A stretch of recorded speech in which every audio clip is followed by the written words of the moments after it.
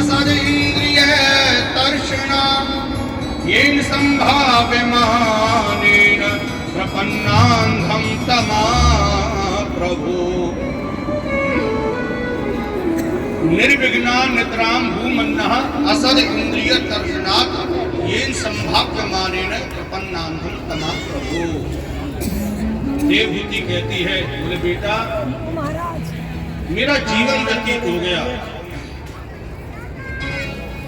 लेकिन आज तक मैं संतुष्ट नहीं हो पाई। सबसे पहले तो मैं अपने भाग्य की सराहना कहां तक करूं। मेरे परबाबा स्वयं नारायण भगवान, मेरे बाबा स्वयं ब्रह्मा जी, मेरे पति महाराज इस सृष्टि के सबसे पहले पति, अब मेरा पुत्र स्वयं नारायण का अवतारी कपिल तू, लेकिन इसके बावजूद भी, इतनी उपलब्धियां होने के बावजूद भी निर्विघ्ना नितराम भूमन्न असर इंद्रिय तर्षणा। बोले मैं अपनी इंद्रियों से बड़ी परेशान हूं, मैं अपनी इंद्रियों से बहुत परेशान हूं। और ये सत्य है साहब, हम लोगों का दुश्मन कोई और नहीं है, हम लोगों का दुश्मन हमारी खुद की इंद्रियां हैं, जिनको हम आज तक तृप्त नहीं कर पाए। ये आंखें एक इंद्री का हिस्सा है। ये आंखें कहती हैं कुछ नया दिखे, कुछ अच्छा दिखे। आज जो तुमने देखा है ना, बस उससे आप कुछ ही समय बाद बोर हो जाओगे। बोले कुछ और होना चाहिए, कुछ और होना चाहिए, कुछ नया होना चाहिए। ये आंखें आज तक तृप्त नहीं हो पाई। माताओं ने ना जाने कितने सीरियल देख डाले होंगे, फिर भी इच्छा रह गई, अरे कोई नया सीरियल नहीं आया, नया सीरियल नहीं आया। पुरुषों ने ना जाने क्या क्या देख लिया होगा इन आंखों से, लेकिन अभी भी वो कामना इच्छा नहीं गई। अरे यार सब जगह घूम लिए, लेकिन वो अमरनाथ नहीं जा पाए। अमरनाथ और देखना, इच्छा समाप्त नहीं होती साहब। कान हर रोज न जाने कितना सुनते हैं, लेकिन फिर भी इच्छा समाप्त नहीं होती। बोले आज ये सुना, 3 दिन बाद उसको सुन नहीं सकते। बोले ये वाला गाना तो ये हो गया, पुराना हो गया, नया गाना निकल गया।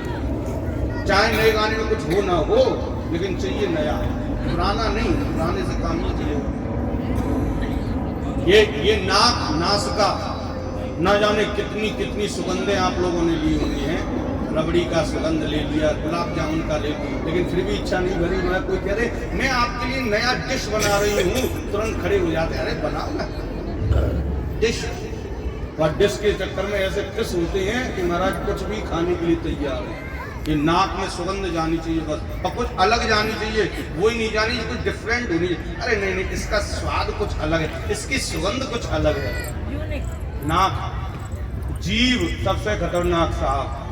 जीव की चर्चा करते करते थक जाओ, लेकिन कथा पूरी हो जाए, चर्चा खत्म। आप सब पे कंट्रोल कर सकते हो, लेकिन जीव पे नहीं कर सकते।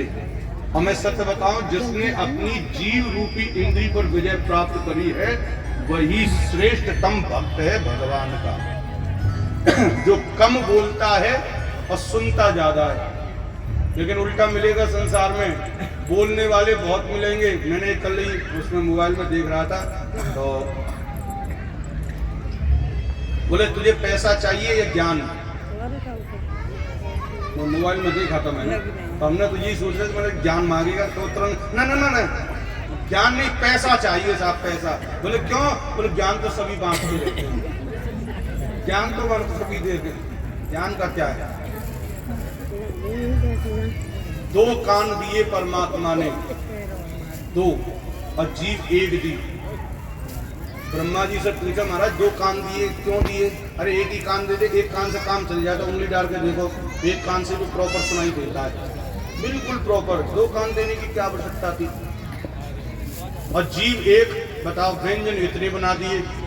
रबड़ी अलग है, रसगुल्ला अलग है, लड्डू अलग है, बेसन का लड्डू यानी 36 प्रकार के तो लड्डू हैं, और जीव खाए वाली एक। बताओ काम चले? अरे ब्रह्मा जी कम से कम जीव तो 2 कर देते, और कान भले 1 कर देते, चल जा तो काम। लेकिन नहीं महाराज, ब्रह्मा जी से पूछा ऐसा क्यों किया?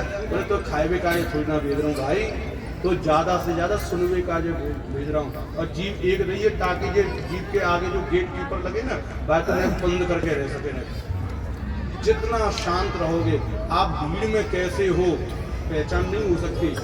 भीड़ में जब भी व्यक्ति आता है ना, तो वो अपने एक जो नहीं है वो दिखा के जाता है। इस चीज को समझ लेना, जब भी कोई व्यक्ति भीड़ में आता है, समाज में आता है, भीड़ में आता है, तो वो जो अपना चरित्र दिखाता है ना, वो एक्चुअली में होता नहीं है, बिल्कुल नहीं होता, वो दिखावटी होता है।